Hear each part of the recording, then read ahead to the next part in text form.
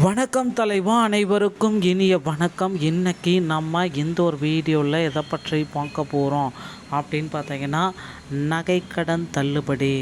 முதல்வர் விஜய் அவர்கள் அடிப்படை தகுதிகளாக நகைக்கடன் தள்ளுபடிக்கு என்ன அறிவிப்பை வெளியிட்டிருக்காரு, யாருக்கு இந்த தள்ளுபடி பொருந்தும், இது குறித்து சில தகவல்களை இந்த ஒரு வீடியோவில் நம்ம பார்க்க இருக்கங்க.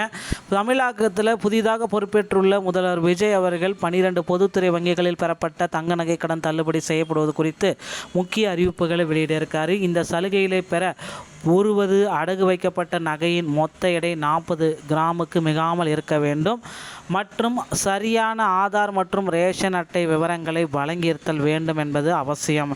இலங்கை தமிழர் மற்றும் மறுவாழ்வு முகாம்களில் வசிப்பவர்களுக்கு தமிழக அரசின் குடும்ப ஓய்வூதியர்களுக்கும் இந்த தள்ளுபடி பொருந்தும் என தெரிவிக்கப்பட்டுள்ளது.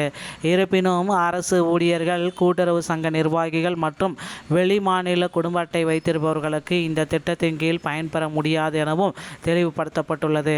தகுதியுள்ள நபர்களின் பெயர் பட்டியல் அந்தந்த வங்கிகளில் விரைவில் வெளியிடப்படும் என்பதால் வாடிக்கையாளர்கள் தங்களின் தகுதிகளை சரிபார்த்து கொள்ளுமாறு அறிவுறுத்தப்படுகிறார்கள். தள்ளுபடி அங்கீகரிக்கப்பட்ட பின் பயனாளர்கள் தங்கள் நகைகளை திரும்ப பெற்றுக்கொள்ளலாம் அப்படின்ற மாதிரி அறிவிப்புகள் வர இருக்குங்க. ஸோ நகைக்கடன் தள்ளுபடி பற்றின ஒரு முழுமையான தகவலை பற்றி தான் இந்த ஒரு வீடியோவில் பார்க்கலாம். முதல்வர் விஜய் ஜோசப் விஜய் அவர்கள் நகைக்கடன் தள்ளுபடி அறிவிப்பை குறித்து ஒரு சிக்னேச்சர் போட இருக்கிறார். புதிய முதல்வரின் முக்கியமான கையெழுத்து விவசாய கடன்கள் மற்றும் நகைக்கடன்கள் தள்ளுபடிக்கான ஒரு அதிகாரப்பூர்வமான ஒப்புதலை முதல்வர் விஜய் அவர்கள் தள்ளுபடிக்காக போட இருக்காரு.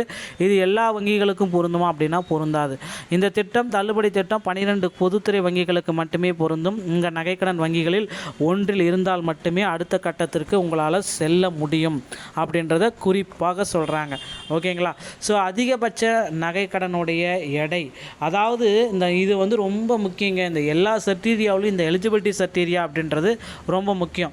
முதல் எலிஜிபிலிட்டி சர்டீரியா அப்படின்னா 40 கிராம் இருக்கும். உங்கள் எடை 40 கிராம், 41 கிராம் இருந்தால் கூட உங்களுக்கு தள்ளுபடி கிடையாது.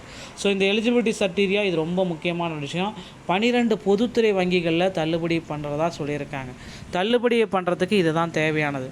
இந்த தள்ளுபடியை அறிவித்துள்ள 12 பொதுத்துறை வங்கிகள் மற்றும் நகைக்கடன்களுக்கு பொருந்தும்.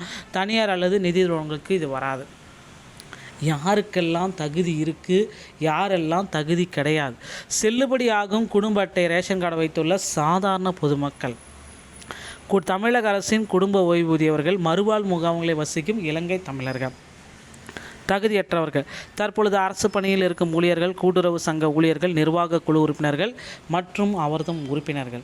ஸோ ஆவணங்களின் சரிபார்ப்பு ரொம்ப முக்கியங்க. ரேஷன் அடையாள எண், ஆதார் எண் சரியாக வழங்கப்பட்டிருக்க வேண்டும். எண்களை வழங்காமல் இருத்தல் தவறு, தவறான எண்களை பதிவு செய்தல், வேறொருவரின் ஆவணங்களை மாற்றி வழங்குதல். ஸோ வங்கி கடன் ஆவணம், ஸ்மார்ட் கார்டு, ஆதார் அட்டை, இது எல்லாமே ரொம்ப முக்கியங்க. தள்ளுபடி யாருக்கெல்லாம் உறுதி, அந்த தள்ளுபடி யாருக்கெல்லாம் உங்களுக்கு கிடைக்கும் அப்படின்னு பார்த்தீங்கன்னா, குடும்ப அட்டைதாரர்கள், தற்பொழுது வரை செல்லுபடியாகும் ஸ்மார்ட் ரேஷன் கார்டு வைத்திருக்கக்கூடிய நபர்கள், இலங்கை தமிழர்கள், மறுவாழ்வு முகாம்களில் வசிக்கும் நகைக்கடன் பெற்ற இலங்கை தமிழர்கள், ஓய்வூதியர்கள், இவர்களுக்கு நிச்சயமாக தள்ளுபடி கிடைக்கும். தள்ளுபடியை ரத்து செய்யும் 4 முக்கியமான காரணிகள். தயவுசெய்து இதுதான் உங்களுக்கு ரொம்ப முக்கியமான விஷயம். ஆவண பிழைகள், டாக்குமெண்ட்டில் ஏதாவது ஆதார் எண், ரேஷன் கார்டு வங்கி வழங்காதவர்கள் அல்லது தவறான பதிவு செய்தவர்கள் ஆவணப்பிழை ரிஜெக்ட் ஆகிடும். வெளிமாநில அட்டைகள் வச்சுருந்தீங்கன்னா கூட ரிஜெக்ட் ஆகிடும். மோசடி மற்றும் முடிவற்ற கடைகள், போலி நகைகளை அடகு வைத்தவர்கள் மற்றும் ஏற்கனவே நகைக்கடனை தொகையை முழுமையாக செலுத்தி முடித்தவர்களுக்கும் தள்ளுபடி கிடையாது. ஸோ முகவரி மற்றும் இந்த எல்லைகள் அப்படின்னா தமிழ்நாடு, தள்ளுபடிக்கான முழுமையான தகுதி 12 வங்கிகளில் ஒன்று, 40 கிராம் அதாவது 5 சவரனுக்குள்ளே, சரியான தமிழ்நாடு ரேஷன் கார்டு மற்றும் ஆதார் கார்டு, தகுதியான பிரிவினர், அரசு மற்றும் கூட்டுறவுத்துறை ஊழியர் அல்லாதவர்கள், பட்டியலில் பெயரிடம் இடுவது 100% உறுதி. ஸோ தகுதிக்காக காத்திருப்புகள், அடுத்து நீங்கள் என்ன செய்ய வேண்டும் அது எல்லாத்தையும் நம்ம பார்க்கலாம். ஸோ கண்டிப்பாக பார்த்திங்கன்னா காத்திருப்புகள் அரசாணை முழுமையாக வர வரைக்கும் வெயிட் பண்ணணும். ஸோ சம்மந்தப்பட்ட 12 வங்கிகளில் தகுதியானவர்கள் பெயர் பட்டியலில் வெளியிடுவாங்க, வெயிட் பண்ணலாம். திரும்பவும் ரிட்ரை பெயர் பட்டியலில் இடம்பெற்றிருந்தால் நீங்கள் நேரடியாக வங்கி அணுகி உங்களுக்கு நகைகளை எந்தவித கட்டணமும் இல்லாமல் எடுத்துக்கொள்ள முடியுங்க.